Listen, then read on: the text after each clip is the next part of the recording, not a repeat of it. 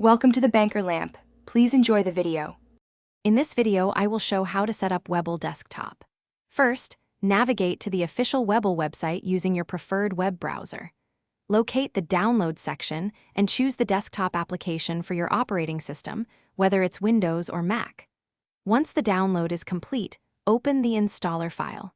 Follow the simple on-screen instructions to install the application on your computer, which usually takes less than 1 minute. After installation, launch the Webull desktop application. You will see options to log in or sign up. If you already have an account, simply enter your registered email or phone number and your password.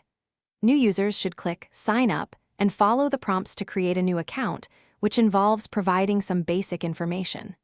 Remember to complete any two-factor authentication for enhanced security. To begin trading, you will need to fund your account.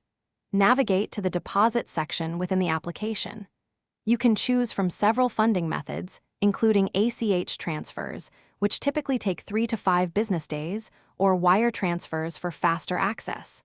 Enter the amount you wish to deposit, keeping in mind any minimums, and confirm the details to initiate the transfer. Now that your account is set up, it's time to explore and customize your workspace.